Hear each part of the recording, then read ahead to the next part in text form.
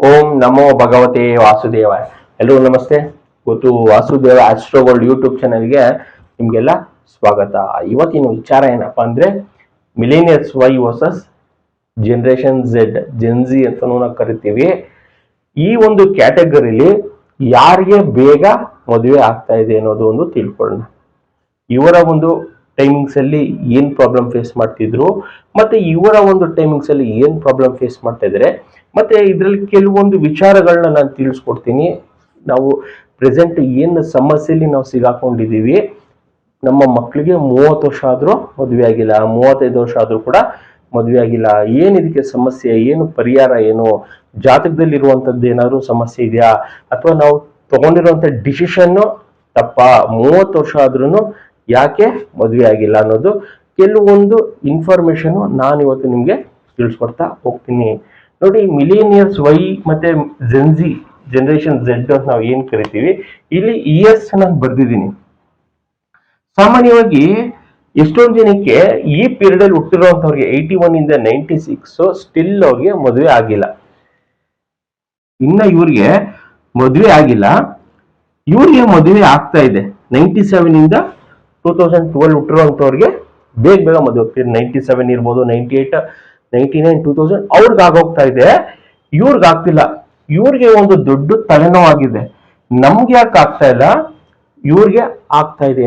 ಇಲ್ಲಿ ಒಂದು ಕೆಲವೊಂದು ವಿಚಾರ ಇದೆ, ನಾವು ಅದನ್ನ ಏನು ಚೇಂಜಸ್ ಮಾಡಕ್ಕಾಗಲ್ಲ, ನಾವು ಅದನ್ನ ಒಪ್ಕೊಳ್ಬಹುದು. ಇಲ್ಲಿ ಈ ಪೀರಿಯಡ್ ಅಲ್ಲಿ ಇವ್ರಿಗೆಲ್ಲ ಸಿಬ್ಲಿಂಗ್ಸ್ ಜಾಸ್ತಿ, ಅಣ್ಣ ತಮ್ಮ ತಂಗಿ 3 ಜನ ಇರುವಂತದ್ದು.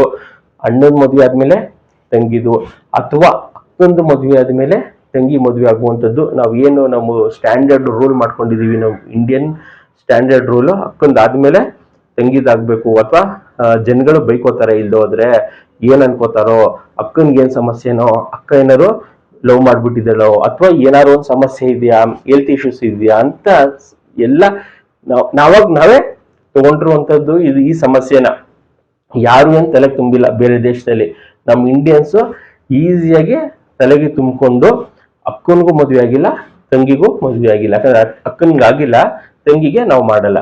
ಸೇಮ್ ಪ್ರಾಬ್ಲಮ್, ಅಣ್ಣನ್ಗೆ ಆಗಿಲ್ಲ, ತಮ್ಮನ್ಗಂತೂ ಮಾಡೋದೇ ಇಲ್ಲ. ಅಣ್ಣನ್ಗೆ ಆಗ್ಬೇಕು, 35 ವರ್ಷ ಆದ್ರೂ ಪರವಾಗಿಲ್ಲ, ಅವನಿಗೆ 40 ವರ್ಷ ಆದ್ರೂ ಪರವಾಗಿಲ್ಲ, ಫಸ್ಟ್ ಅಣ್ಣನ್ಗಾಗ್ಬೇಕು, ತಂಗಿಗ ಅಥವಾ ತಮ್ಮನ್ಗಾಗ್ಬೇಕು. ಈ ಕಾನ್ಸೆಪ್ಟ್ ಅಲ್ಲಿ ನಾವ್ ಇದೀವಿ. ಸೊ ಅದಕ್ಕೆ ಇವ್ರಿಗೆ ಮದುವೆ ಆಗಲ್ಲ. ಈ ಜನರೇಷನ್ ಸಾಮಾನ್ಯವಾಗಿ ಒಬ್ಬೊಬ್ರೇ ಇರ್ತಾರೆ, ಸಿಬ್ಲಿಂಗ್ಸ್ ಇರಲ್ಲ ಅವ್ರಿಗೆ, ಒಬ್ರೇ ಇರ್ತಾರೆ, ನೋಡ್ತಾರೆ, ಇಷ್ಟ ಆಗ್ತಾರೆ, ಮದುವೆ ಆಗಿ ಹೋಗ್ತಾ ಇದ್ದಾರೆ. ಈ ಜನರೇಷನ್ ಅವರು ಬೇಗ ಬೇಗ ಆಗ್ತಾ ಇದೆ. ಈ ಜನರೇಷನ್ ಅವರು ಸುಮಾರು ಸಮಸ್ಯೆಗೆ ಸಿಗಾಕೊಂಡಿದ್ದಾರೆ. ಒಂದು ನಾನು ಆಗ್ಲೇ ಹೇಳ್ದಂಗೆ, ಅಕ್ಕಂದಾದ್ಮೇಲೆ ತಂಗಿಗೆ ಆಗ್ಬೇಕು, ಇಬ್ರಿಗೂ ಏಜ್ ಆಗೋಗಿದೆ, ಇಬ್ರಿಗೂ 30 ಕ್ರಾಸ್ ಆಗೋಗಿದೆ, ಅಣ್ಣನ್ಗೂ 30 ಕ್ರಾಸ್ ಆಗಿದೆ, ತಮ್ಮನ್ಗೂ ಕ್ರಾಸ್ ಆಗಿದೆ. ಇನ್ ಕೇಸ್ ಅವ್ರಿಗೆ ಏನಾದ್ರು ಅಕ್ಕ ತಂಗಿ ಅವ್ರಿಗೂ ಏಜ್ ಆಗೋಗಿದೆ, ಯಾಕಂದ್ರೆ ಸೀನಿಯರ್ ಯಾರು ಇದಾರೆ ಅವ್ರಿಗೆ ಆಗಿಲ್ವಲ್ಲ. ಸೊ ಅದೇ ರೀತಿ ಯಾರಿಗೂ ಆಗದೆ ಪ್ರಾಬ್ಲಮ್ ಫೇಸ್ ಮಾಡ್ತಾ ಇದ್ದಾರೆ. ಇದೊಂದು ದೊಡ್ಡ ಸಮಸ್ಯೆ, ಸಿಬ್ಲಿಂಗ್ಸ್ ಒಂದು ದೊಡ್ಡ ಸಮಸ್ಯೆ ಜನರೇಷನ್ ಅಲ್ಲಿ ಹೋಗಿ ಆಗಿರುವಂತದ್ದು. ಈಗ ಜಾತಕ ವಿಚಾರ ಬರೋಣ. ಇದು ಕಾಮನ್ ಆಗಿ ಹೇಳ್ದೆ, ಫಸ್ಟ್ ದೊಡ್ಡವ್ರಿಗಾಗ್ಬೇಕು, ಆಮೇಲೆ ಎರಡನೇ ವಿಚಾರ ಅಂತ. ಯಾರ ಜಾತಕದಲ್ಲಿ ಅವರ ಒಂದು ದಶದಲ್ಲಿ 2ನೇ ಮನೆ, 7, 9, 11ನೇ ಮನೆ ಬರಲ್ಲ, ಅವ್ರಿಗೆ ಮದುವೆ ಈಸಿಯಾಗಿ ಆಗಲ್ಲ. ಕಾಂಬಿನೇಷನ್ ಏನಾದ್ರು ಅವ್ರಿಗೆ 5ನೇ ಮನೆ ಇದ್ರೆ ಅವ್ರಿಗೆ ಸೆಲೆಕ್ಟಿವ್ ಮಾಡಕ್ ಬರಲ್ಲ. ಇದನ್ನ ಅರ್ಥ ಮಾಡ್ಕೊಳ್ಳಿ. ಯಾರನ್ನ ಮದುವೆ ಆಗ್ಬೇಕು ಅನ್ನೋದು ತುಂಬಾ ಕನ್ಫ್ಯೂಷನ್ ಅಲ್ಲಿ ಇರ್ತಾರೆ. 30 ಅಲ್ಲ 35 ವರ್ಷ ಆದ್ರೂ ತುಂಬಾ ಸೆಲೆಕ್ಟಿವ್. ಇವ್ನ್ ಮದ್ವೆ ಆದ್ರೆ ಫ್ಯೂಚರ್ ಅಲ್ಲಿ ಹೆಂಗ್ ನೋಡ್ಕೊಳ್ತಾನೋ, ಪ್ರಾಪರ್ಟಿ ಮಾಡ್ತಾನ, ನನ್ನನ್ ಚೆನ್ನಾಗಿ ನೋಡ್ಕೊಳ್ತಾನ, ಫ್ಯೂಚರ್ ಅಲ್ಲಿ ಏನಾಗ್ಬಿಡುತ್ತೋ ಅನ್ನೋದು ಭಯ ಕಾಡ್ತಾ ಇರುತ್ತೆ. ಎರಡನೇ ವಿಚಾರ, ಯಾರಿಗಾದ್ರೂ ಲವ್ ಮಾಡಿರ್ತಾರೆ, ಅದನ್ನ ಹೇಳ್ಕೊಳ್ತಾ ಇರಲ್ಲ. ಯಾವಾಗಲ್ಲ ಆಗಿರ್ಬೋದು, ಕಾಲೇಜ್ ಟೈಮಲ್ಲಿ ಆಗಿರ್ಬೋದು, ಆ ನೆನಪಲ್ಲಿ, ಆ ಗುಂಗಲ್ಲಿ ಕೂಡ ಇರುವಂತದ್ದು ಸಮಸ್ಯೆಯಲ್ಲಿ ಒಳಗಾಗಿರ್ತಾರೆ. ಕಾಂಬಿನೇಷನ್ ಅಲ್ಲಿ 2, 7, 9, 11 ಬಂದ್ರೆ ಆಗುತ್ತೆ. 5th ಹೌಸ್ ಇದ್ರೆ ಈ ಸಮಸ್ಯೆ ಅನುಭವಿಸ್ತಾ ಇರ್ತಾರೆ. ಮತ್ತೆ 1, 6, 10 ಅಂತ ಕಾಂಬಿನೇಷನ್ಸ್ ನೋಡ್ತೀವಿ. ಇದೇನಾದ್ರೂ ಇದ್ರೆ ಎಂಗೇಜ್ಮೆಂಟ್ ಆಗುತ್ತೆ, ಮದ್ವೆ ಆಗಲ್ಲ. ನಾನು ಕಳೆದ ಎಪಿಸೋಡ್ ಅಲ್ಲೆಲ್ಲ ತಿಳಿಸ್ಕೊಟ್ಟಿದ್ದೀನಿ, ಜಾತಕದಲ್ಲಿ ಏನ್ ಸಮಸ್ಯೆ ಇದ್ರೆ ಡೈವರ್ಸ್ ಆಗುತ್ತೆ, ಯಾವ ಕಾಂಬಿನೇಷನ್ಸ್ ಇದ್ರೆ ಅವರು ಸಪರೇಷನ್ ಆಗ್ತಾರೆ ಅಂತ. ಇದೇನಾದ್ರೂ ಇದ್ರೆ 6th ಹೌಸ್ ಇದ್ರೆ ಯಾವ್ದಾದ್ರೂ ಒಂದು ವಿಚಾರಕ್ಕೆ ಕಿರಿಕ್ ಮಾಡ್ಕೊಳ್ಳುವಂಥದ್ದು. ಅದು ಹುಡುಗಿಗೆ ಆದ್ರೂ ಕಿರಿಕ್ ಮಾಡ್ಕೋತಾರೆ, ಅಥವಾ ಹುಡುಗ ಆದ್ರೂ ಕಿರಿಕ್ ಮಾಡ್ಕೊಳ್ಳುವಂಥದ್ದು ಬಾಸಿಸಮ್ ಅಂತ ನಾನು ಹೇಳಿದ್ದೀನಿ. ಬಾಸಿಸಮ್ ಮಾಡಕ್ ಹೋಗ್ತಾರೆ, ಅದು ತುಂಬಾ ದಿವಸ ಆ ಸಂಬಂಧ ಮುಂದುವರಿಯಲ್ಲ. ಏನಾಗುತ್ತೆ, ಮೊದಲನೇದವ್ರದ್ದು ಏನಾದ್ರೂ ಈ ರೀತಿ ಸಮಸ್ಯೆ ಆಗ್ಬಿಟ್ರೆ, ಅದೇನಾದ್ರೂ ಒಂದು ಲವ್ ಮ್ಯಾಟರ್ ಇರ್ಬೋದು, ಅಥವಾ ಅಲ್ಲಿ ಏನಾದ್ರು ಒಂದು ಸಪ್ರೇಷನ್, ಡೈವರ್ಸು, ಎಂಗೇಜ್ಮೆಂಟ್ ಕ್ಯಾನ್ಸಲ್ ಆಗ್ಬಿಟ್ರೆ, ಎರಡನೇ ಅವ್ರಿಗೆ ಕಾಂಬಿನೇಷನ್ಸ್ ಚೆನ್ನಾಗಿದ್ರು ನಾವು ಮದುವೆ ಮಾಡಲ್ಲ. ಇದು ಒಂದು ದೊಡ್ಡ ಸಮಸ್ಯೆಯಲ್ಲಿ ನಾವು ಎಲ್ಲರೂ ಸಿಗಾಕೊಂಡಿರುವಂಥದ್ದು. ಯಾಕಂದ್ರೆ ದೊಡ್ಡವ್ರಿಗೆ ಫಸ್ಟ್ ಮದುವೆ ಆಗದೆ ಎರಡನೇ ಅವ್ರಿಗೆ ಮದುವೆ ಮಾಡಲ್ಲ, ಅಥವಾ ಮೂರನೇ ಅವ್ರನ್ನಂತೂ ಕೇಳಂಗಿಲ್ಲ. ಈ ಸಮಸ್ಯೆಯಲ್ಲಿ ಎಲ್ಲರೂ ಸಿಗಾಕೊಂಡಿರುವಂತವ್ರು. ಅದಕ್ಕೆ ಕಾಂಬಿನೇಷನ್ ಅಲ್ಲಿ ಅವರ ಗ್ರಹಗಳು ಎಲ್ಲಿದೆ ಮೇನ್ ಆಗಿ ನೋಡ್ಕೊಳ್ಬೇಕಾಗತ್ತೆ. ಎರಡನೇ ಮನೇಲಿ ಯಾವ ಗ್ರಹ ಇದೆ, 7ರಲ್ಲಿ ಯಾವ್ದಿದೆ, 11ರಲ್ಲಿ ಯಾವ್ದಿದೆ, ಅದು ಎರಡನೇ ವಿಚಾರ. ಅವ್ರ ಮಂತ್ರ ಪಠನೆ ಮಾಡುವಂಥದ್ದು, ಉಂಗ್ರ, ರುದ್ರಾಕ್ಷಿ, ಕ್ರಿಸ್ಟಲ್ಸು, ಅದೆಲ್ಲ ಎರಡನೇ ಭಾಗ ಇಡೋಣ. ಮೇನ್ ಆಗಿ ಅವ್ರ ಗ್ರಹಗಳು ಎಲ್ಲಿದೆ, ಗ್ರಹ ಸ್ಥಿತಿಗಳು ಎಲ್ಲಿದೆ ಅನ್ನೋದು ಮೇನ್ ಆಗಿ ನೋಡ್ಕೊಳ್ಬೇಕು. ಯಾರ ಜಾತಕದಲ್ಲಿ ಸಮಸ್ಯೆ ಇದೆ, ಈ ಸಮಸ್ಯೆ ಏನಾದ್ರು ಇದ್ರೆ ಏನಾದ್ರೂ ಒಂದು ಜಾತಕದಲ್ಲಿ ಸಮಸ್ಯೆ ಅನುಭವಿಸ್ತಾನೆ ಇರ್ತಾರೆ. ಅದು ದಿನ ಬಳಗ ಅವ್ರು ಹೇಳ್ಕೊಳಕ್ಕಾಗಲ್ಲ. ಆಗ ಹೇಳ್ದಂಗೆ 5th ಹೌಸ್ ಏನಾದ್ರು ಇಟ್ಟಾಗಿದ್ರೆ, ಅವ್ರ ದಶ ನಡೀತಾ ಇದ್ರೆ ಏನಕ್ಕೆ ನಾನು ರಿಜೆಕ್ಟ್ ಮಾಡ್ತಾರೆ. ಎಷ್ಟೊಂದ್ ಜನ 10 ಪ್ರಪೋಸಲು 20 ಬಂದಿದ್ದೆಲ್ಲ ರಿಜೆಕ್ಟ್ ಮಾಡ್ತಾರೆ. ಅವ್ರಿಗೆ ಗೊತ್ತಿರಲ್ಲ ನಾನು ಏನಕ್ಕೆ ರಿಜೆಕ್ಟ್ ಮಾಡ್ತಾ ಇದ್ದೀನಿ ಅಂತ. 50 ಪ್ರಪೋಸಲ್ ಕೊಟ್ಟಿದ್ದೀನಿ, 50ರಲ್ಲಿ ಏನೇನಕ್ಕೆ ಅಂತ ಒಂದು ಲಿಸ್ಟ್ ಬರಿ ಅಂದ್ರೆ ಅವ್ರಿಗೆ ಗೊತ್ತಾಗಲ್ಲ ನಾನು ಏನಕ್ಕೆ ರಿಜೆಕ್ಟ್ ಮಾಡ್ತಾ ಇದ್ದೀನಿ ಅಂತ. ಸೊ ಇಂಥ ಟೈಮ್ಸ್ ಅಲ್ಲಿ ಅವ್ರಿಗೆ ಯಾವಾಗ ಒಳ್ಳೆ ಬುಕ್ತಿ ಬರುತ್ತೆ ಅನ್ನೋದು ನಾವು ನೋಡ್ಕೊಳ್ಬೇಕಾಗುತ್ತೆ. ದಶದಲ್ಲೇ ಈ ಸಮಸ್ಯೆ ಇದ್ರೆ ನೆಕ್ಸ್ಟ್ ಬರುವಂತ ಬುಕ್ತಿ, ಅಂತರ್ ಬುಕ್ತಿ ಯಾವಾಗ ಬರುತ್ತೆ, ಆಗ ಗುಡ್ ಟೈಮ್ ನೋಡಿ ಅವ್ರಿಗೆ ನಾವು ಹೇಳ್ಬೇಕಾಗುತ್ತೆ. ಇದು ನೀನ್ ತಿಳ್ಕೊಂಡಿರೋ ತಪ್ಪು ಅಂತ ಅವ್ರಿಗೆ ಲೈಕ್ ಒಂಥರ ಜ್ಯೋತಿಷ ಅಂದ್ರೆ ಒಂಥರ ಕೌನ್ಸಿಲಿಂಗ್ ಅಷ್ಟೇ. ಇಲ್ಲಿ ಯಾರ ಹಣೆ ಬರನೋ ಯಾರು ಚೇಂಜ್ ಮಾಡಕ್ಕಾಗಲ್ಲ. ಇದನ್ನ ಬೇಸಿಕ್ ಆಗಿ ತಿಳ್ಕೊಬಿಡಿ. ಯಾವುದೇ ಅಸ್ಟ್ರಾಲಜರ್ ಆಗಿರ್ಬೋದು, ಯಾವುದೇ ಐನೋರ್ ಇರ್ಬೋದು, ಪುರೋಹಿತರು ಇರ್ಬೋದು, ಇನ್ನೊಬ್ಬ ವ್ಯಕ್ತಿಯ ಹಣೆ ಬರನ ಚೇಂಜ್ ಮಾಡಕ್ಕಾಗಲ್ಲ. ತಿಳ್ಕೊಳ್ಬೋದು ಕಾಂಬಿನೇಷನ್ಸ್ ಹಿಂಗಿದ್ರೆ ನೀನ್ ಹಿಂಗಿದೆಯಾ ಅಂತ ನೋಡಿ ಕರೆಕ್ಟಾಗಿ ಹೇಳ್ಬೇಕಾಗತ್ತೆ. ಮೇನ್ ಆಗಿ ದಶಾಭುಕ್ತಿ ಮೇಲೆ ನೋಡ್ಬೇಕು. ಮತ್ತೆ ಗ್ರಹಗಳು ಲಗ್ನದಿಂದ ಡಿಗ್ರಿ ವೈಸ್ ಅಲ್ಲಿ ಎಲ್ಲಿ ಕೂತಿದೆ ಅದು ತುಂಬಾ ಇಂಪಾರ್ಟೆಂಟ್. ಅದು ನಿಖರವಾಗಿ 5ನೇ ಮನೆಯಲ್ಲೇ ಇದೆಯಾ, 6ರಲ್ಲೇ ಇದೆಯಾ, ಅಥವಾ 4ನೇ ಮನೇಲಿ ಬಂದಿದ್ಯಾ. ಆ 4ನೇ ಮನೆ ಏನಾದ್ರು ಇದೆ, ಇಂಟ್ರೆಸ್ಟ್ ಇರಲ್ಲ ಅವ್ರಿಗೆ. ಈಗ ಏನಕ್ಕೆ ಮದ್ವೆ, ಮುಂದಕ್ಕೆ ನೋಡೋಣ ಬಿಡು ಅಂತ ಹಿಂಗೆ ಸಮಯ ಕಿಲ್ ಮಾಡ್ತಿರ್ತಾರೆ, ಟೈಮ್ ಕಿಲ್ ಮಾಡ್ತಿರ್ತಾರೆ. ಕಾಂಬಿನೇಷನ್ಸ್, ಯಾವ ಕಾಂಬಿನೇಷನ್ಸ್ ಎಲ್ಲಿದೆ ಅನ್ನೋದು ನೋಡ್ಕೊಂಡು ಪರಿಹಾರ ಹೇಳ್ಬೇಕಾಗುತ್ತೆ. ಯಾವಾಗ ನಾವು ಜಾತಕ ಸಮಸ್ಯೆ ಇರುತ್ತೆ, ಮೊದಲನೇದವ್ರಿಗೆ ಹೇಳ್ತಿರ್ತೀನಿ, ಮೊದಲನೇದವ್ರಿಗೆ ಸಿಬ್ಲಿಂಗ್ಸ್ಗೆ ಜಾತಕ ಸಮಸ್ಯೆ ಇರುತ್ತೆ, ನಾವ್ ಏನ್ ಮಾಡ್ತೀವಿ, ಅವ್ರ ಮೇಲೆ ಪ್ರೆಷರ್ ಆಗ್ತೀವಿ, ನೀನ್ ಇವ್ರನ್ನ ಆಗ್ಲೇಬೇಕು ಅಂತ ಆಗ್ತಾಗ ಮದ್ವೆ ಏನೋ ಬೈ ಫೋರ್ಸಬಲ್ ಆಗುತ್ತೆ.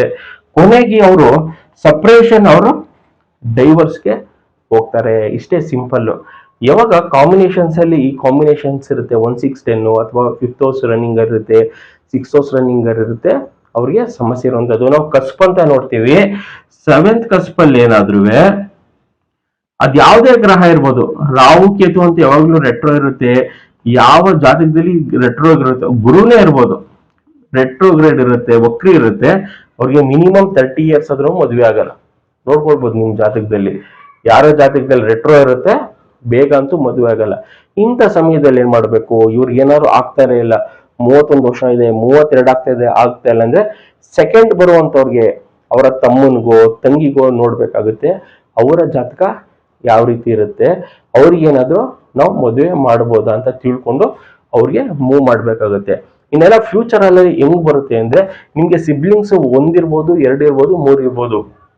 ಅಬೌಟ್ 25 ಯಾರಿಗ್ ಬರುತ್ತೆ, ಅಬೌಟ್ 25 ಯಾರಿಗಿರುತ್ತೆ ಅವ್ರಿಗೆಲ್ಲ ನಾವು ಮದುವೆ ವಿಚಾರಕ್ಕೆ ನೋಡ್ಬೇಕಾಗುತ್ತೆ. ಯಾಕೆ ಅಂದ್ರೆ ದೊಡ್ಡೋರ್ಗೇನೆ 35 ವರ್ಷ ಆಗೋದ್ರೆ, ದೊಡ್ಡೋರ್ಗೆ 35 ವರ್ಷ ತನಕ ವೇಟ್ ಮಾಡಿದ್ರೆ, ಇವ್ರು ಹಿಂದೆ ಇರುವಂತವ್ರಿಗೆ ಒಂದು 3 ವರ್ಷ ಕಡಿಮೆ ಇರುತ್ತೆ, 32 ವರ್ಷ, ಅವರು ಕೂಡ ಲೇಟ್ ಆಗಿರುವಂತದ್ದು. ಇದು ನಾವೇ ಮಾಡ್ಕೊಳ್ಳುವಂಥದ್ದು. ಈ ಮದ್ವೆ ಅಂದ್ರೆ ಎಷ್ಟೊಂದ್ ಜನ ಇನ್ನೊಂದು ವಿಚಾರ ಹೇಳಲೇಬೇಕು, ಅದಾಗ ಅದೇ ಆಗುತ್ತೆ, ಹಣೆಲ್ ಬರ್ದಂಗ್ ಆಗುತ್ತೆ, ಒಂದ್ ಹುಡುಗಿ ಇದ್ಮೇಲೆ ಒಂದ್ ಹುಡುಗ ಇರ್ತಾನೆ ಅಂತೆಲ್ಲ ಹೇಳ್ತಾರೆ. ನೀವು ಸುಮ್ಮನೆ ಸೈಲೆಂಟ್ ಆಗಿ ಯಾವ್ದಾದ್ರು ಒಂದು ಕಾಡ್ಕೊಂಡೋಗಿ ಒಂದ್ 50 ವರ್ಷ ಯಾರು ಬಂದ್ ಮದ್ವೆ ಆಗ್ತಾರ ನೋಡೋಣ, ಯಾರು ಆಗಲ್ಲ. ನಮ್ಮ ಎಫರ್ಟ್ ಇರ್ಬೇಕು. ನೀವು ಮದ್ವೆ ವಿಚಾರ ಇರ್ಬೋದು, ಇವತ್ ನೀವು ಊಟ ಮಾಡ್ತೀವಿ ಅಂತ ನೀವು ನಿಮ್ಮ ಮನ್ಸಿಗೆ ಬಂದ್ರೆ ನೀವು ಊಟ ಮಾಡ್ತೀರಾ, ಇಲ್ಲಾಂದ್ರೆ ನೈಟು ನೀವು ಊಟ ಮಾಡಕ್ಕೆ ಸಾಧ್ಯ ಇಲ್ಲ, ಯಾರು ತುರ್ಕಕ್ ಆಗಲ್ಲ ನಿಮ್ಮ ಬಾಯಿಗೆ. ಎಲ್ಲಾ ವಿಚಾರದಲ್ಲೂ ಇಷ್ಟೇ, ನಿಮ್ಮ ಎಫರ್ಟ್ ಏನಿದೆ ಅಂತ ನೋಡೋಣ. ನಿಮ್ಮ ಎಫರ್ಟ್ ಇದ್ದು ಕಾಂಬಿನೇಷನ್ಸ್ ಈ ರೀತಿ ಇದ್ದಾಗ ಕೆಲವೊಂದ್ಸಲ ಈ ರೀತಿ ಸಮಸ್ಯೆ ಆಗುತ್ತೆ. ಬಟ್ ಫೋರ್ಸಬಲಿ ನಾವು ಏನಾದ್ರು ಮದುವೆ ಆದಾಗ, ನಮ್ಮ ಜಾತಕದಲ್ಲೇ ಸಮಸ್ಯೆ ಇದ್ದಾಗ ಮಾತ್ರ ಡೈವರ್ಸ್ ಆಗುತ್ತೆ. ಇಲ್ಲಿ ಕಾಂಬಿನೇಷನ್ ಇನ್ನೊಂದು ವಿಚಾರ ಏನಾಗುತ್ತೆ ಅಂದ್ರೆ, ಈ 1-6-10 ಕಾಂಬಿನೇಷನ್ ಇಬ್ರಿಗೂ ಬಂದಾಗ ಮಾತ್ರ ಡೈವರ್ಸ್ ಆಗುತ್ತೆ. ಇದನ್ನ ತಿಳ್ಕೊಳ್ಬೇಕು. 10ನೇ ಮನೆ ಯಾರಿಗೆ ಬರುತ್ತೆ, ಹುಡುಗನ್ ಜಾತಕ ಮತ್ತೆ ಹುಡುಗಿ ಜಾತಕ ಇಬ್ರಿಗೂ ಬಂದಾಗ ಮಾತ್ರ ಡೈವರ್ಸ್ ಆಗುತ್ತೆ. ಯಾವ್ದಾದ್ರು ಒಂದು ಜಾತಕದಲ್ಲಿ 2ನೇ ಮನೆ 7ನೇ ಮನೆ ಇಟ್ಟಾಗ್ಬಿಟ್ರೆ, ಅಥವಾ ಹುಡುಗಿ ಮಾತು ಕೇಳ್ಕೊಂಡು ಹೋಗ್ತಿರ್ತಾನೆ, ಇಲ್ಲ ಅಂದ್ರೆ ಹುಡುಗಿ ಹುಡುಗನ್ ಮಾತು ಕೇಳ್ಕೊಂಡು ಹೋಗ್ತಿರ್ತಾರೆ. ಇಬ್ರು ಜಾತಕ ಕಾಂಬಿನೇಷನ್ ಚೆನ್ನಾಗಿದ್ರೆ ಇಬ್ರು ಅನ್ಯೋನ್ಯತವಾಗಿ ಅವರ ಜೀವನವನ್ನ ಲೀಡ್ ಮಾಡ್ತಿರ್ತಾರೆ, ನಡೆಸ್ತಾ ಇರ್ತಾರೆ. ಇದು ನೋಡ್ತಿರ್ತೀರ.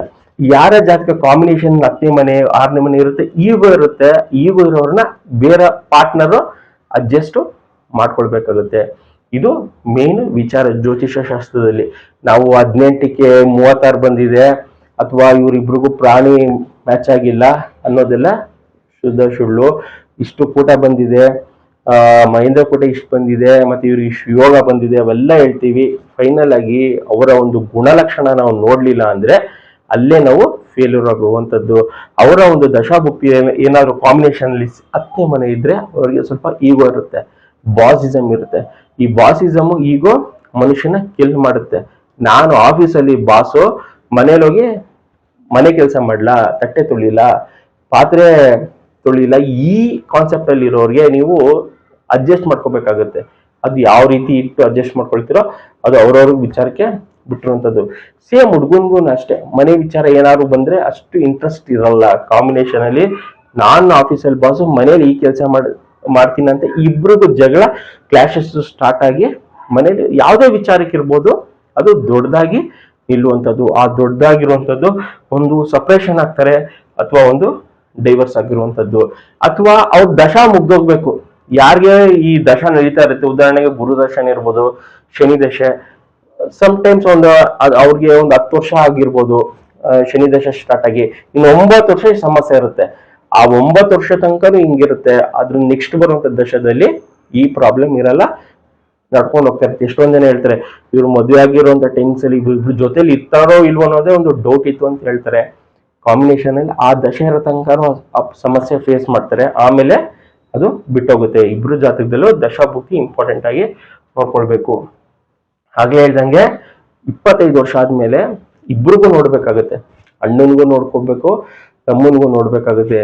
ಯಾರ ಜಾತಕದಲ್ಲಿ ಕಾಂಬಿನೇಷನ್ ಚೆನ್ನಾಗಿರುತ್ತೆ ಅವ್ರಿಗೆ ನಾವು ಮದುವೆ ಮಾಡ್ಲೇಬೇಕು. ಯಾಕೆ ಅಂದ್ರೆ ಮೊದ್ಲನೇದೇವ್ನಿಗೆ ಆಗಿಲ್ಲ ಅಂತ ನಾವು ಪ್ರೆಷರ್ ತಗೊಳ್ತಾ ಇದ್ರೆ ಆ ಪ್ರೆಷರ್ ಡೈಲಿ ಕಂಟಿನ್ಯೂ ಆಗ್ತಾ ಇರುತ್ತೆ. 25 ವರ್ಷದಿಂದ 30 ವರ್ಷ 35 ವರ್ಷ, ಇನ್ ಕೇಸ್ ಏನಾದ್ರು ಸಿಬ್ಲಿಂಗ್ಸ್ 3 ಜನ ಇದ್ರೆ ಮೊದ್ಲಿನದೇವ್ರಿಗೆ ಆಗಿಲ್ಲ ಅಂತ ಎಲ್ಲರಿಗೂ ಸ್ಟಾಪ್ ಮಾಡ್ತೀವಿ. ಬೇರೆಯವರು ಜಾತಕದಲ್ಲಿ ಆಗ್ಲೇ ಹೇಳ್ದೆ ನಾನು, ಯಾರು ಬಂದು ಗ್ರಹಗಳು ನಿಮ್ಗೆ ತಗೊಳ್ಳಿ ಮದುವೆ ಆಗಿ ಅಂತ ಹೇಳಲ್ಲ. ನಿಮ್ಗೆ ನೀವಾಗಿ ನೀವು ಡಿಸೈಡ್ ಮಾಡ್ಬೇಕಾಗುತ್ತೆ. ಕೆಲ್ಸನೂ ಅಷ್ಟೇ, ಗೌರ್ಮೆಂಟ್ ಜಾಬ್ ಇದೆ ಅಂತ ನಾವು ಹೇಳ್ತೀವಿ, ನೀವು ಮನೇಲಿ ಮಲ್ಕೊಂಡಿದ್ರೆ ಯಾರು ತಂದು ಅಪ್ಲಿಕೇಶನ್ ಕೊಡಲ್ಲ. ನೀವು ಅಪ್ಲಿಕೇಶನ್ ನೀವು ಫಾರಂ ಫಿಲ್ ಅಪ್ ಮಾಡಿ, ನಿಮ್ದು ಪರ್ಸೆಂಟೇಜು ಅಗ್ರಿಗೇಟ್ ಇದ್ರೆ ಮಾತ್ರ ನಿಮ್ಗೆ ಸಿಗುತ್ತೆ ಹೊರತು ಯಾವುದೇ ವಿಚಾರ ನಿಮ್ಮ ಲೈಫಲ್ಲಿ ಗ್ರಹಗಳು ಮನೆಗೆ ತಂದು ಕೊಡಲ್ಲ. ಅದು ಮದುವೆ ವಿಚಾರನು ಫಸ್ಟ್ ಆಗಿ ತಿಳ್ಕೊಳ್ಳಿ. ಯಾಕೆ ಅಂದ್ರೆ ನಮ್ಮ ತಲೆಯಲ್ಲೆಲ್ಲ ತುಂಬಿಟ್ಟಿದ್ದಾರೆ, ಯಾರೊಬ್ರು ಬಂದೇ ಬರ್ತಾರೆ, ಆ ಟೈಮಿಂಗ್ಸ್ ಬಂದಾಗ ಆಗ್ಬಿಡುತ್ತೆ ಅಂತ ಹೇಳ್ತಾರೆ. ಆ ಟೈಮಿಂಗ್ಸ್ ಬರಕ್ಕೆ ನಿಮ್ಮ ಎಫರ್ಟ್ ಇಲ್ಲ ಅಂದ್ರೆ ಆ ಟೈಮಿಂಗ್ಸ್ ಬರೋದು ನಿಮ್ ಲೈಫಲ್ಲೇ ಬರಲ್ಲ. ಅದನ್ನ ತಿಳ್ಕೊಳ್ಬೇಕು. ಆ ಟೈಮಿಂಗ್ಸ್ ಬರತ್ತಾ ಇಲ್ವೋ ಅನ್ನೋದು ನಮ್ಮ ಒಂದು ಜಾತಕದಲ್ಲಿ ತಿಳ್ಕೊಳ್ಬಹುದು. ದಶದಲ್ಲಿ ಸಮಸ್ಯೆ ಏನಾದ್ರು ಇದೆಯಾ, ಅಥವಾ ನಾನೇ ಸಮಸ್ಯೆಯನ್ನ, ಅಥವಾ ಗ್ರಹಗಳದ್ದು ಏನಾದ್ರು ಸಮಸ್ಯೆ ಇದೆಯಾ ಅಂತ ನಾವು ಬೇಸಿಕ್ ಆಗಿ ಅದನ್ನ ತಿಳ್ಕೊಳ್ಬೇಕಾಗುತ್ತೆ. 25 ವರ್ಷ ದಾಟ್ತಿರಂಗೆ ಅದು ಇಬ್ರು ಇರ್ಲಿ 3 ಜನ ಇರ್ಲಿ ಅಥವಾ ಒಬ್ಬರೇ ಇರ್ಲಿ ಮದುವೆ ವಿಚಾರಕ್ಕೆ ನೋಡ್ಲೇಬೇಕಾಗ ಅಂತ ಪರಿಸ್ಥಿತಿ ಬರುತ್ತೆ. ಇನ್ ಕೇಸ್ ಮೊದ್ಲನೇದೇ ಅವ್ರಿಗೆ ಆಗಿಲ್ಲ ಅಂದ್ರೂ ಕೂಡ 2ನೇ ಅವ್ರಿಗೆ ಮೂವ್ ಆಗ್ಲೇಬೇಕು. ಇಲ್ಲದೆ ಇದ್ರೆ ಮೊದ್ಲನೇ ಅವ್ರಿಗೂ ಆಗಲ್ಲ, 2ನೇ ಅವ್ರಿಗೂ ಆಗದೆ ದೊಡ್ಡ ಸಮಸ್ಯೆಯಲ್ಲಿ ಸಿಗಾಕೊಳ್ಳುವಂಥದ್ದು. ಜಾತಕ ಮೇನ್ ಆಗಿ ಇಂಪಾರ್ಟೆಂಟ್. ಜೆನ್ಸಿಗಳೆಲ್ಲ ಆಗ್ಬಿಡ್ತಾರೆ ಫ್ಯೂಚರ್ ಅಲ್ಲಿ, ಮಿಲಿಯನರ್ಸ್ ಹಂಗೆ ಉಳ್ಕೊಳ್ತಾರೆ. ಮಿಲಿಯನರ್ಸ್ ವೈ ಅಂದ್ರೆ ಜನರೇಷನ್ ವೈ ಅವರು ಹಂಗೆ ಉಳ್ಕೊಳ್ತಾರೆ. ಜೆನ್ಸಿಗಳಿಗೆಲ್ಲ ಮದುವೆ ಆಗೋಗುತ್ತೆ. ಅದೊಂಥರ ಟೆನ್ಷನ್. ನಮ್ ಮುಂದೆ ಆಟ ಆಡೋರ್ಗೆಲ್ಲ ಮದುವೆ ಆಗೋಯ್ತು ನನ್ಗಾಗಿಲ್ವಲ್ಲ ಅನ್ನೋದಿರುತ್ತೆ. ಇಲ್ಲಿ ಜಾತಕದಲ್ಲಿ ಸಮಸ್ಯೆ ಇರಲ್ಲ, ಇನ್ನೇನೋ ಸಮಸ್ಯೆ ಇರುತ್ತೆ.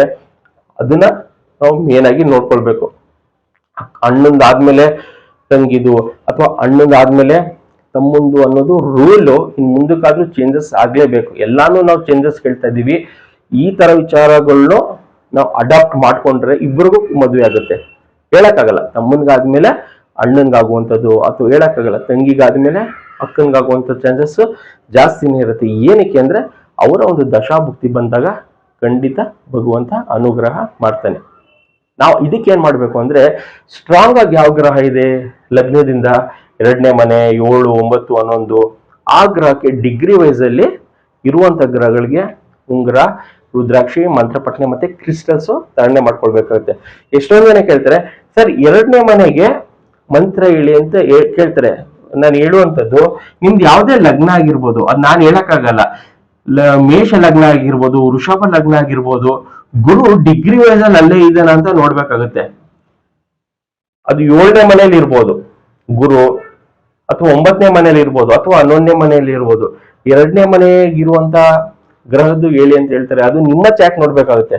ನಿಮ್ಮ ಒಂದು ಡೇ ಟು ಟೈಮ್ ಪ್ಲೇಸ್ ಹಾಕಿ ಆ ಗ್ರಹ ಡಿಗ್ರಿ ವೈಸ್ ನಿಮ್ಮ ಜಾತಕದಲ್ಲಿ ಎಲ್ಲಿದೆ ಅಂತ ನೋಡ್ಬೇಕಾಗುತ್ತೆ. ನಾನು ಬ್ಲೈಂಡ್ ಆಗಿ ಇಲ್ಲಿ ಹೇಳಕ್ಕಾಗಲ್ಲ, ಜಸ್ಟ್ ಎಕ್ಸಾಂಪಲ್ ಕೊಡ್ತಿರುವಂತದ್ದು. ನಿಮ್ಮ ಜಾತಕದಲ್ಲಿ ಲಗ್ನದಿಂದ ಗ್ರಹ ಎಲ್ಲಿದೆ ಅಂತ ನೋಡ್ಕೊಂಡು ಆ ಗ್ರಹಕ್ಕೆ ಸಂಬಂಧಪಟ್ಟಿರುವಂತ ಗ್ರಹಗಳಿಗೆ ಉಂಗುರ, ರುದ್ರಾಕ್ಷಿ, ಕ್ರಿಸ್ಟಲ್ಸ್, ಮೇನ್ ಆಗಿ ಮಂತ್ರಪಠನೆ ಅಂತೂ ಮಾಡ್ಲೇಬೇಕು. ಎಷ್ಟೊಂದು ಜನ ಟೈಮ್ ಇಲ್ಲ ಅಂತ ಹೇಳ್ತಾರೆ. ಟೈಮ್ ಇಲ್ಲ ಅಂದ್ರೆ ನಿಮ್ಮ ಲೈಫಲ್ಲಿ ಏನು ನಿಮ್ಗೆ ಸಿಗಲ್ಲ. ಇದನ್ನ ಫಸ್ಟ್ ತಿಳ್ಕೊಳ್ಬೇಕು. ನಾವ್ ಏನಾದ್ರು ಒಂದು ಪಡ್ಕೊಳ್ಬೇಕು ಅಂದ್ರೆ ಅದು ಗ್ರಹಗಳಿಗೆ ನಾವು ಬೀಜಾಕ್ಷರಿ ಮಂತ್ರದಿಂದನೇ ನಾವು ದೇವ್ರಿಗೆ ಅರ್ಪಣೆ ಮಾಡಬೇಕು. ಎಷ್ಟೊಂದು ಜನ ಸರ್ ನಾನು ಪೂಜೆ ಮಾಡಿಸಿದೀನಿ, ಹೋಮ ಮಾಡಿಸಿದೀನಿ, ಅಷ್ಟು ದುಡ್ಡು ಖರ್ಚು ಮಾಡಿದ್ದೀನಿ, ಎಲ್ಲಾ ದೇವಸ್ಥಾನಕ್ಕೆ ಹೋಗಿ ಬಂದಿದ್ದೀನಿ ಅಂತ ಹೇಳ್ತಿರ್ತಾರೆ. ನೀವ್ ಏನೇ ಮಾಡಿ ನಿಮ್ಮ ಮನೆಯ ಮಂತ್ರಾಲಯ ಮನೆಯಲ್ಲಿ ಕೂತು ಗ್ರಹಗಳು ಎಲ್ಲಿದೆ ಅಂತ ನೋಡ್ಕೊಳ್ಳಿ.